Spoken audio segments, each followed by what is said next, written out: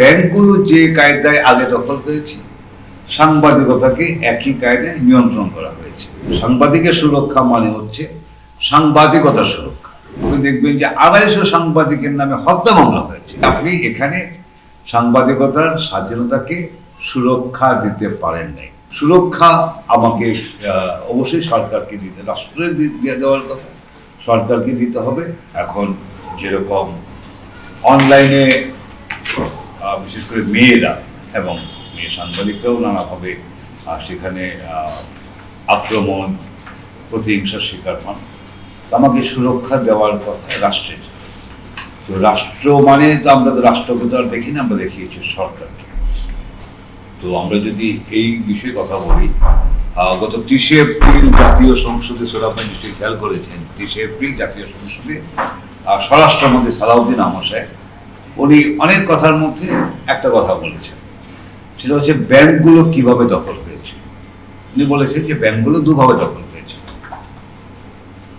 ওনার আগের আমলের কথা বলছেন, যে আগের যে 16 বছরের শাসনামল, তখন তারা বলেছেন যে তখন তারা কি করেছেন, হোটেলগুলোতে বসে ইন্টেলিজেন্সের মাধ্যমে ব্যাংক দখল হয়েছে।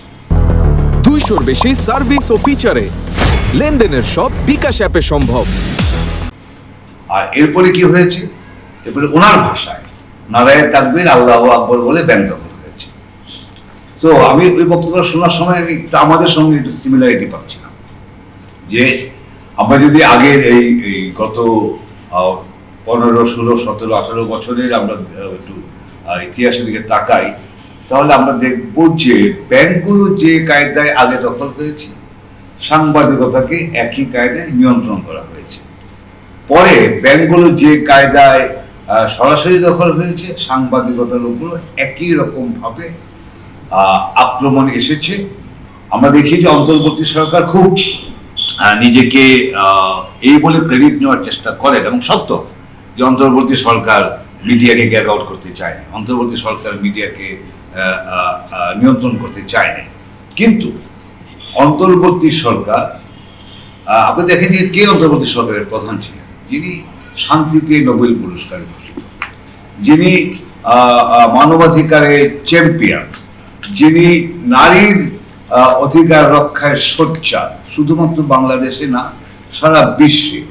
তার সময় কিন্তু আমরা দেখেছি যে সুরক্ষার বিষয়টি, সেটি সাংবাদিকরা, সাংবাদিকতা এবং সাংবাদিক প্রতিষ্ঠানগুলো পায়নি। এমনকি ওই সময়কার উপদেষ্টা প্রেস সচিবরা বলেছেন যে তারা বারবার বলেও যখন ডেইলি স্টারে হামলা হচ্ছিল, প্রথম আলোতে হামলা হচ্ছিল, তখন তারা সেটা ঠেকানোর জন্য কোনো ব্যবস্থা নিতে পারেনি। আমরা ধরে নিলাম যে আগের আমল এতই নিয়ন্ত্রণমূলক ছিল, ঠিক আছে। তাহলে সেই নিয়ন্ত্রণ থেকে পার হওয়ার পরে আমরা কি দেখলাম, যে গত 2 বছর বলতে নির্বাচনের আগে পর্যন্ত হিসাবে আপনি দেখবেন যে 500 সাংবাদিক বিভিন্নভাবে নির্যাতনের শিকার হয়েছে। আপনি দেখবেন যে 250 সাংবাদিকের নামে হত্যা মামলা হয়েছে। যে যিনি বঙ্গভবনের সামনে লাইভ করছেন, তখন তার নামে ওই সময় বিকাল 4টা থেকে রাত 11টা উনি লাইভ করছেন বঙ্গভবনের সামনে থেকে, সেই রিপোর্টারের নামে মিরপুরে একটি হত্যা মামলা হয়েছে। সো এরকম মামলা হয়েছে 250। আবার যদি আমরা দেখি যে গত বছরের মে থেকে বছরের এপ্রিল, এই সময়ের মধ্যে প্রায় কয়েকশো সাংবাদিক, প্রায় 400 সাংবাদিকের নিবর্তনমূলক বা নির্যাতনের শিকার হতে হয়েছে।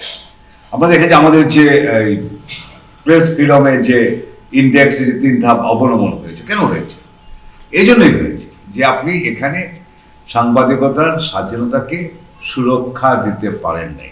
সাংবাদিকের সুরক্ষা মানে হচ্ছে সাংবাদিকতার সুরক্ষা, সাংবাদিকের সুরক্ষা মানে হচ্ছে সাংবাদিক প্রতিষ্ঠানগুলোর সুরক্ষা, সাংবাদিকের সুরক্ষা মানে হচ্ছে এখন যেটা মীর মাসরুর বলছিলেন যে ডিজিটাল প্ল্যাটফর্মে তার ইন্ডিভিজুয়াল এবং তার প্রতিষ্ঠান বা সাংবাদিকতার সুরক্ষা লাগবে। একটা কথা বলে শেষ করি, যে এখন নতুন যারা দায়িত্ব নিয়েছেন আমাদেরকে দেখভাল করবেন, নতুন সরকার দায়িত্ব নিয়েছে। এই সরকারের আগের কমপক্ষে 2টি আমল আমরা দেখেছি জিয়াউর রহমান আমল আমরা দেখিনি। আমরা যদি কম্পেয়ার করে কোনো রেজাল্ট দিতে চাই না, বাট আমরা আশা করতে চাই যে নতুন সরকার যে দায়িত্ব নিয়েছে এই এই এই সরকারের সময় সাংবাদিকতা নিকট অতীত বা অতীতের মতো নিয়ন্ত্রিত হবে না, সাংবাদিক এবং সাংবাদিকতা সুরক্ষা পাবে। সবাইকে ধন্যবাদ।